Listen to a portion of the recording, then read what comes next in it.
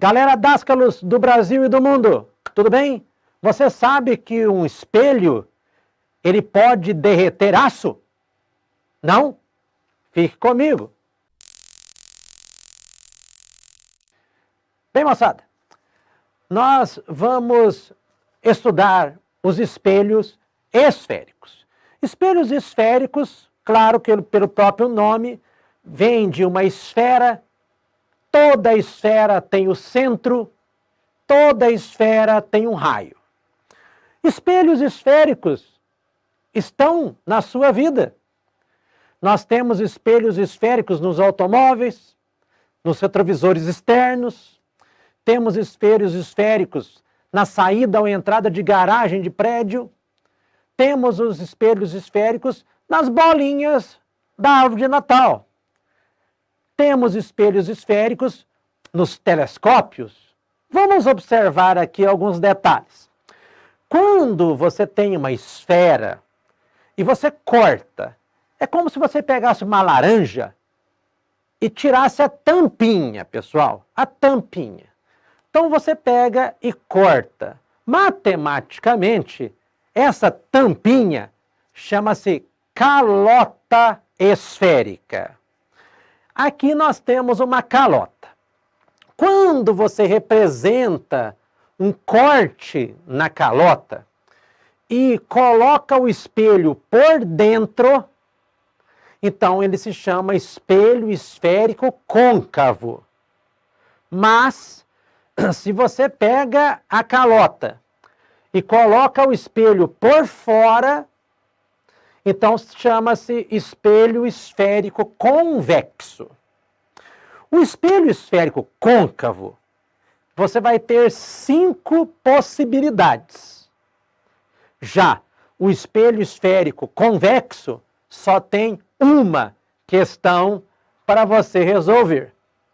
Detalhe importante: quando nós vamos fazer as contas, nós usamos sempre algumas equações, como, por exemplo, esta, que se chama equação de Gauss, onde esse F é a distância focal, pessoal.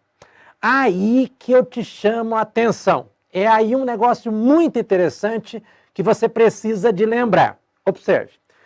Quando você tem um espelho côncavo, claro que o objeto fica diante do espelho.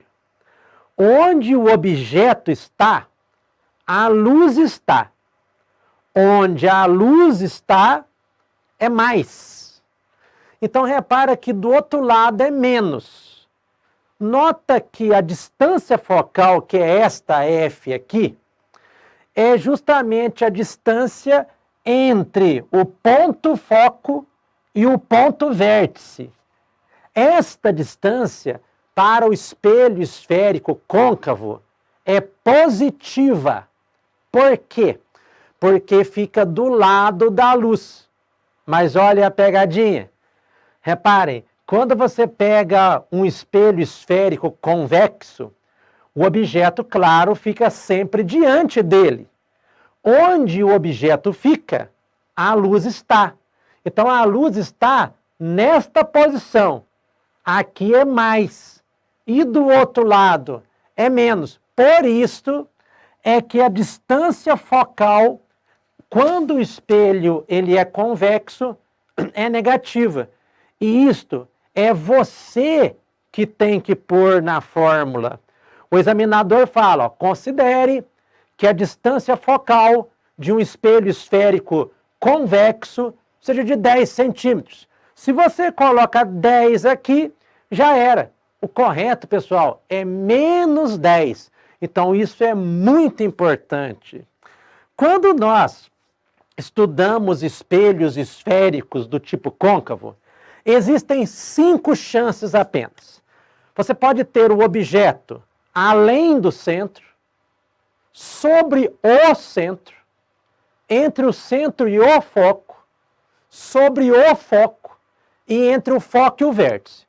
Mas uma maneira fácil de você estudar é que as 3 primeiras imagens, ou seja, quando o objeto está além do centro, sobre o centro entre o centro e o foco, as 3 primeiras imagens são todas imagens invertidas. São todas de cabeça para baixo.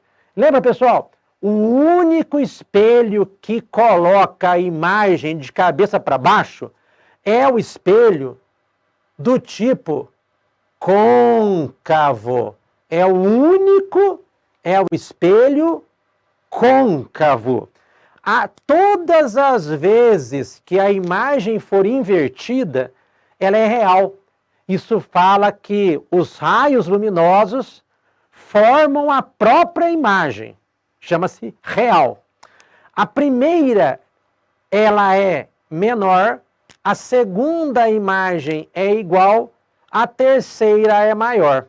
E quando o objeto encontra-se sobre o foco, nós falamos que a imagem é dita imprópria. Mas uma coisa muito importante para você, uma aplicabilidade, é justamente quando você tem essa posição, que é o espelho do dentista, que é quando o objeto fica posicionado entre o foco e o vértice. Então, esta talvez seja uma das maiores aplicabilidades, pelo menos na parte de saúde, não é? Aqui, esta imagem é uma imagem direita, quer dizer que ela não é invertida, ela é virtual, que não é formada pelos próprios raios luminosos, mas ela é maior, ou seja, o dentista vê o dente, a cárie mais ampliada um pouquinho. Então isso é muito interessante, você estudar as características que nós temos dos espelhos esféricos. Quando ele é o côncavo, nós temos 5 chances. Porém, quando o espelho ele é convexo, você só tem um tipo de imagem. E você tem alguns raios notáveis. E eu escolhi estes, ó. Raio de luz que vai paralelo ao eixo principal, reflete no espelho, passando pelo foco. Então, diverge. Raio de luz que vai pelo vértice, reflete simetricamente em relação ao eixo principal. Quando você prolonga, você tem a formação da imagem. Mas esta é a vantagem.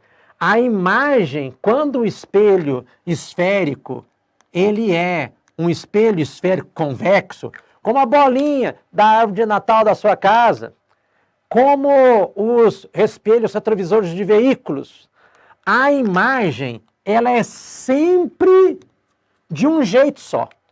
Ela sempre será uma imagem menor, sempre será à direita e sempre será virtual. Professor, o que é uma imagem virtual? Pessoal, imagem virtual é aquela formada pelos prolongamentos dos raios luminosos. Vamos aqui comigo para o nosso primeiro slide, para vocês verem a importância que os espelhos existem na nossa vida. Você tem uma pessoa maquiando, então o que você tem que fazer? Tem que ampliar.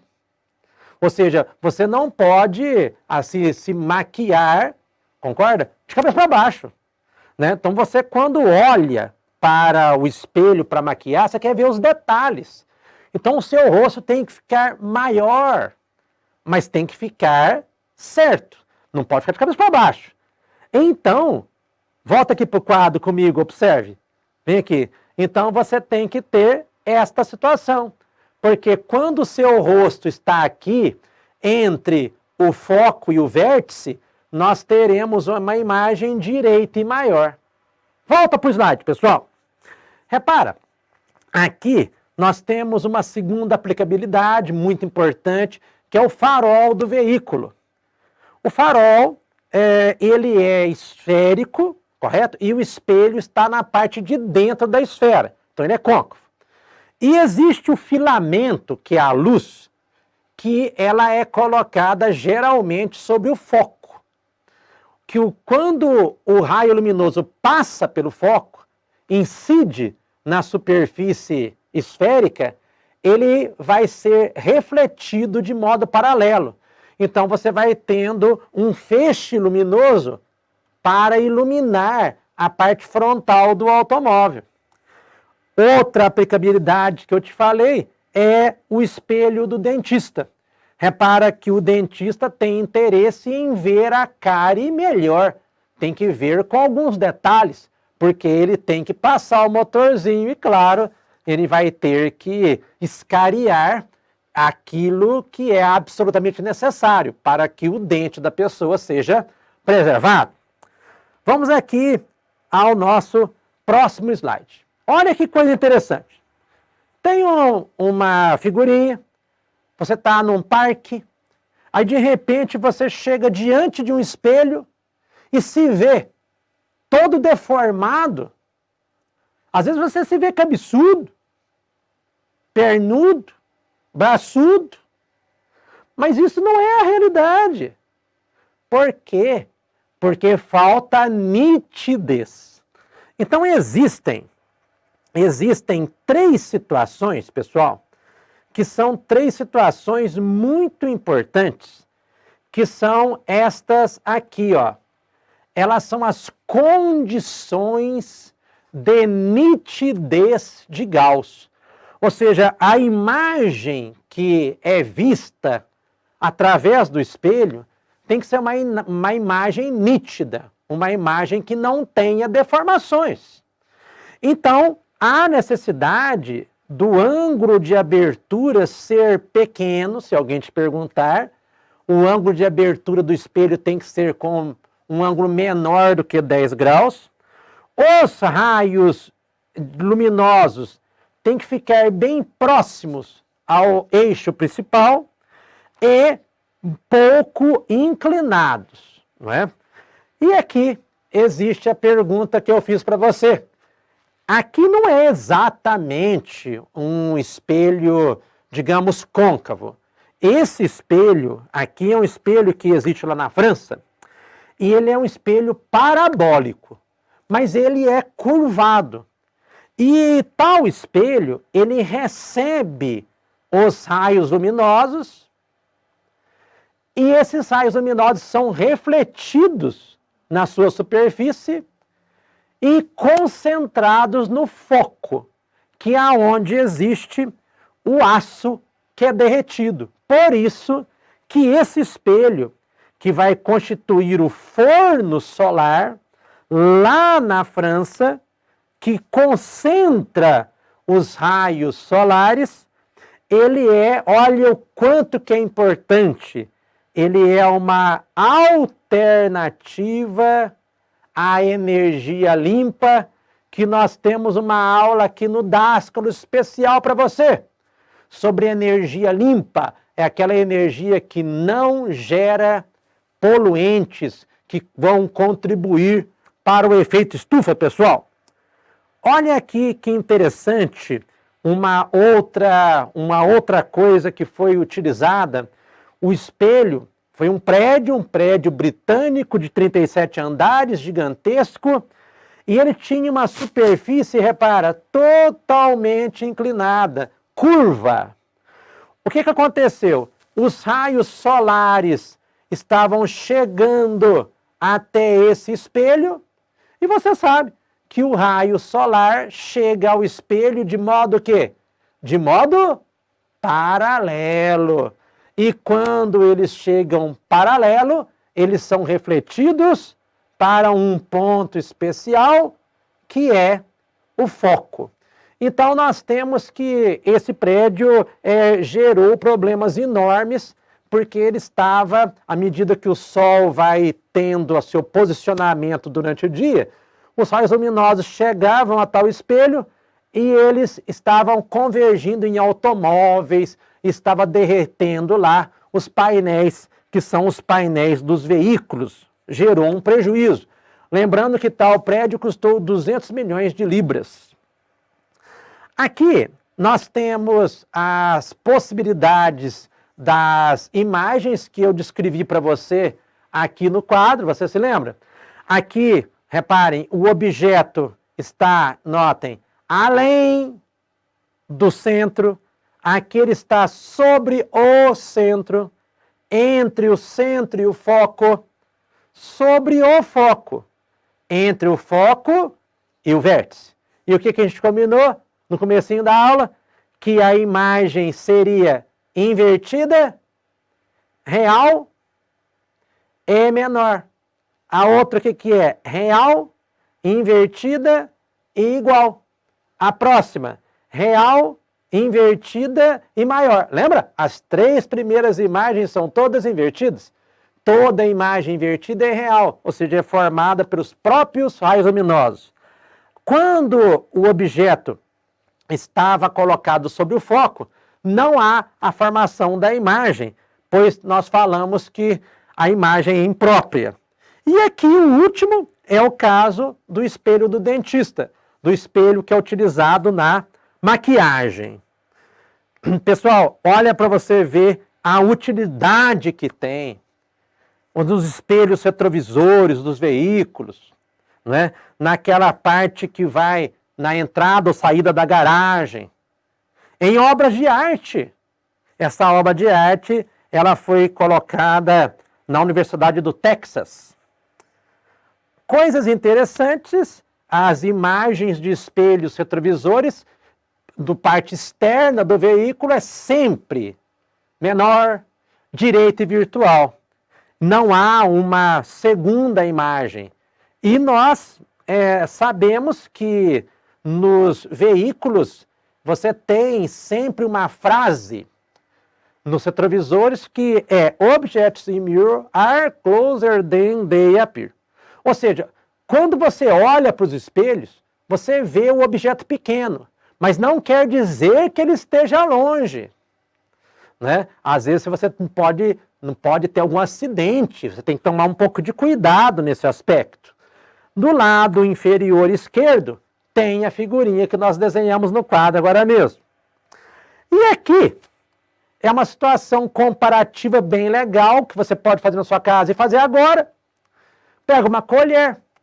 Quando você olha do lado de fora da colher, o espelho, ele é um espelho convexo. Por isso que a imagem é sempre direita, menor e virtual. Mas, quando você olha por dentro da colher, a imagem, ela pode ter aquelas 5 que nós estudamos. E aqui, nós temos uma diferenciação bem legal para você ver, assim, de uma forma bem lúdica, que tem lá o integrante do Bob Esponja, no espelho, que é o espelho da esquerda, da direita, a imagem é ampliada, direita, grandona, então ele é côncavo. E na imagem que está aqui, na imagem da esquerda, a imagem é direita, porém diminuta. Então nós temos ali o espelho esférico convexo. Pessoal, volta aqui para o quadro. Bom, então são algumas aplicabilidades da nossa matéria, que se chama espelhos esféricos. Se você gostou, deixe o seu joinha, ative o sininho para receber as nossas notificações e inscreva-se no nosso canal Dascalos. Um abraço do professor Eric.